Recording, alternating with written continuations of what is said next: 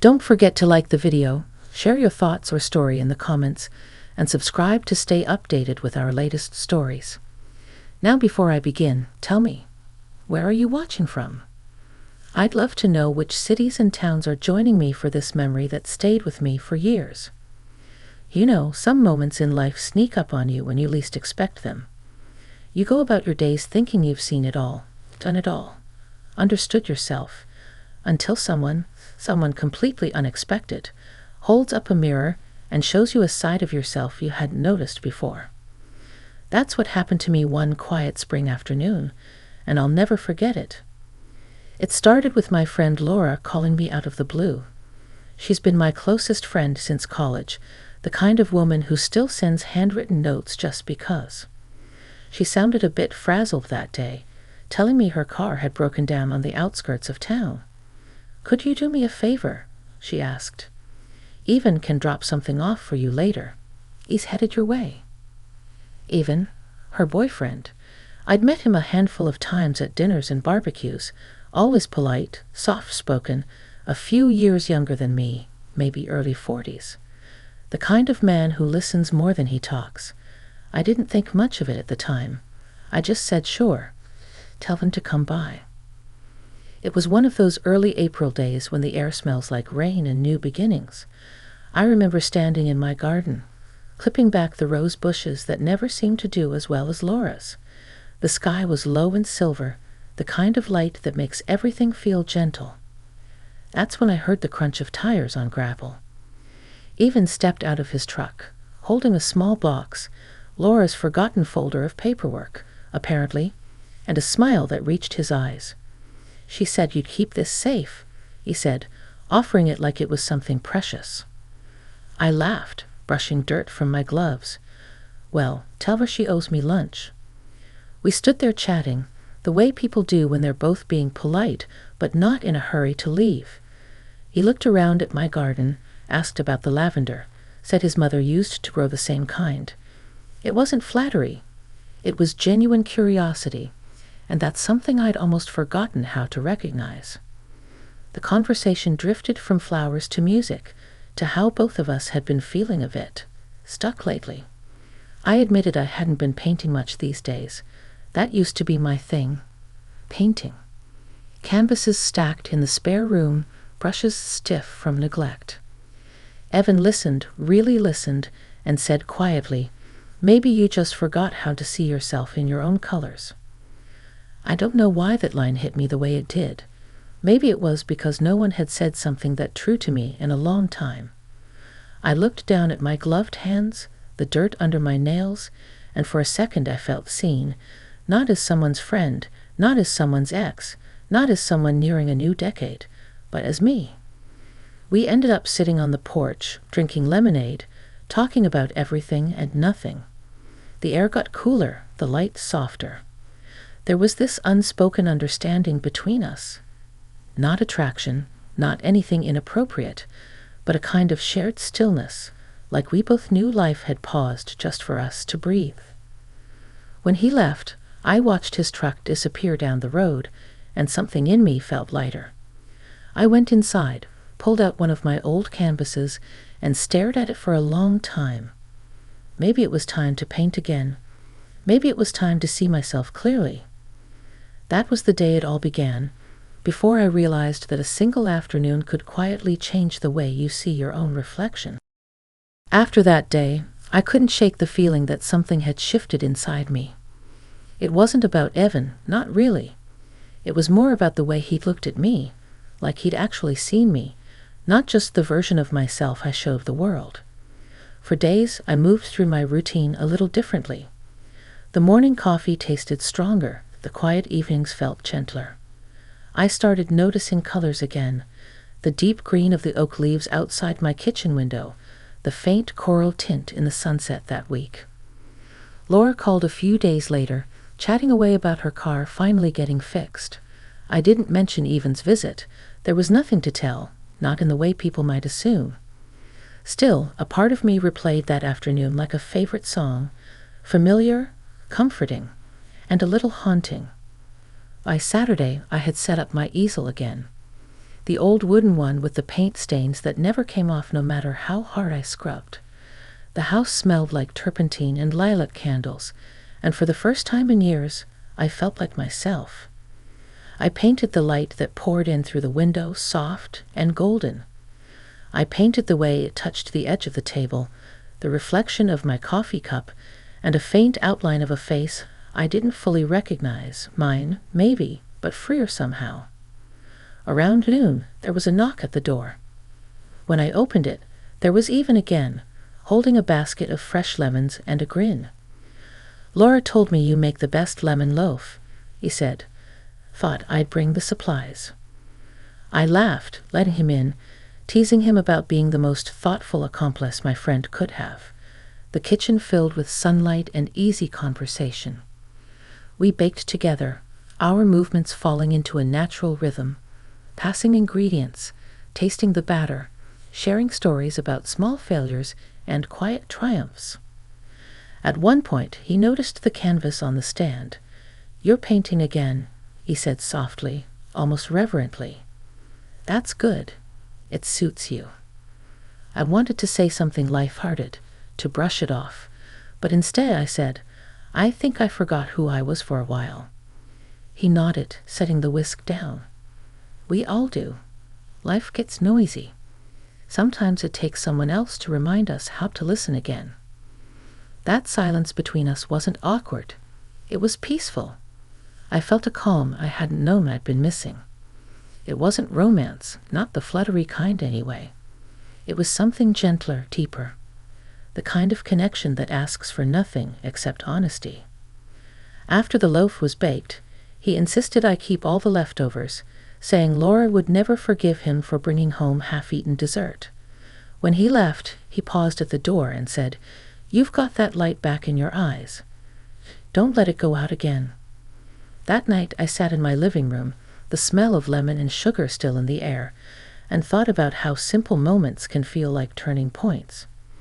It wasn't dramatic or loud, just a quiet reminder that maybe, just maybe, we're all capable of finding our way back to ourselves if we're brave enough to look. And for the first time in a long while, I looked at my reflection and didn't feel like a stranger. I felt real. The following week carried a quiet hum, the kind that comes when something in your heart has been gently nudged awake. I found myself painting every morning before breakfast. Not for anyone to see, just for me. Sometimes I painted the way light touched the curtains, sometimes the memory of a voice, or the shape of a feeling that didn't have a name. I didn't realize how much I'd missed it until my hands were covered in color again. Even stopped by a few times, always with a reason. Once it was to return a book I'd lent Laura, another time to help fix a broken garden light. We talked while he worked, our words easy, unhurried. He had this way of making silence feel safe, not something to fill, but something to share. One afternoon, while I was trimming the roses, he mentioned he'd been taking a photography class. "Laura says I need a hobby that doesn't involve fixing things," he joked. I laughed, but there was something earnest in his tone. He told me he liked capturing the small, overlooked moments, the texture of an old fence, the way rain gathered on a window. I told him that's what I tried to do with paint. He looked thoughtful then. "Maybe art's just another way of paying attention," he said.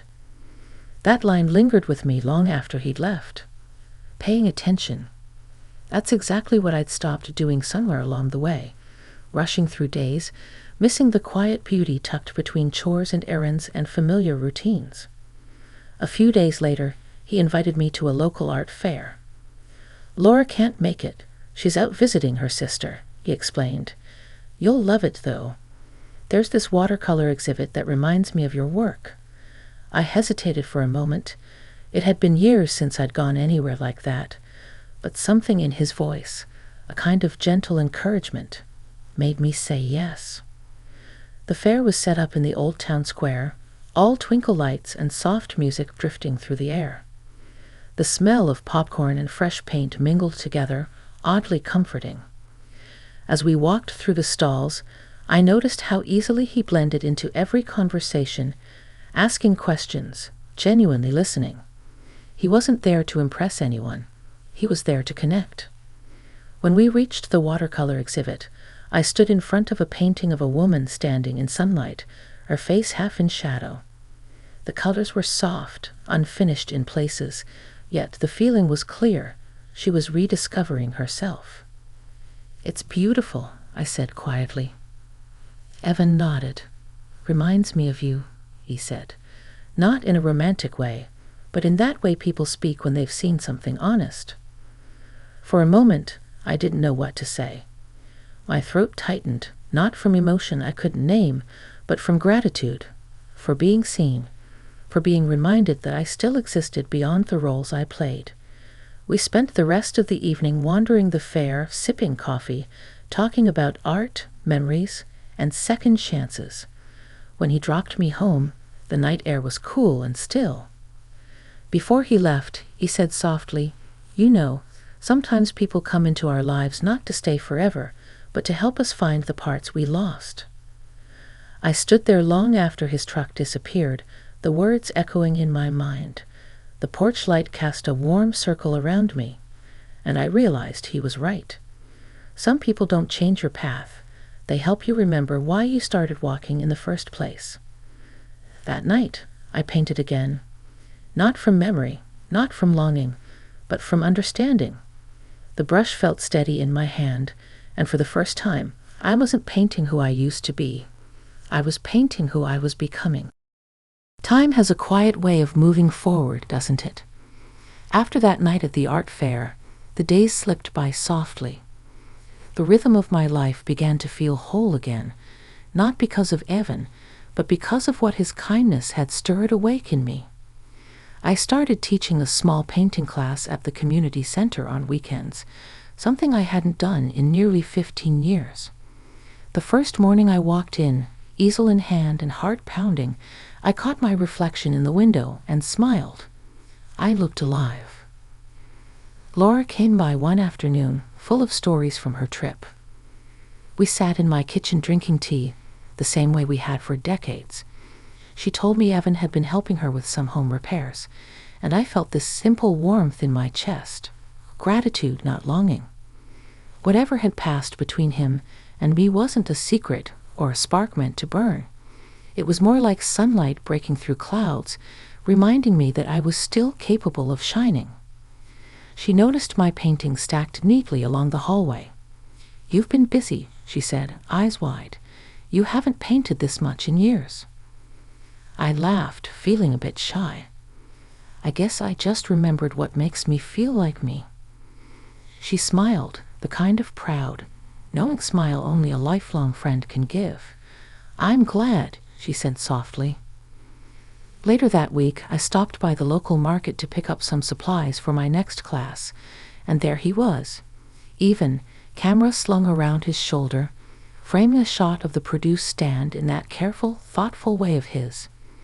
When he noticed me, he smiled, and we fell into easy conversation, as if no time had passed.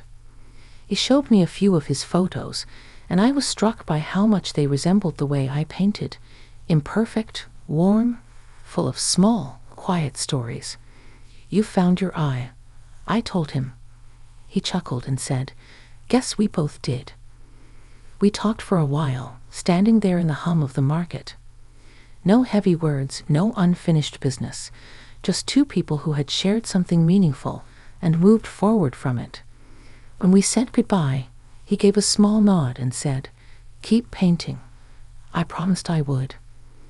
That night, I sat on the porch as the sun dipped below the horizon, the sky washed in soft oranges and grays. The air smelled like rain on warm earth. I thought about how unexpected it all had been, how someone I barely knew had helped me see the reflection I'd forgotten was mine. It wasn't love that changed me. It was awareness. It was being reminded that every age, every chapter of life, still holds room for discovery. I took out my sketchbook and began to draw the fading light, the way it stretched across the sky and melted into shadow. And as I worked, I realized this story had never really been about a man at all. It was about perspective, about the quiet moments that teach us to look inward again. We all have those turning points, those days that nudge us back toward ourselves. For me, it was the day my friend's boy helped me see myself clearly, not as the woman I used to be, not as the one I thought I should be, but as the one I was, standing still in the fading light, finally at peace with her own reflection. And that's the part of the story I'll always carry with me.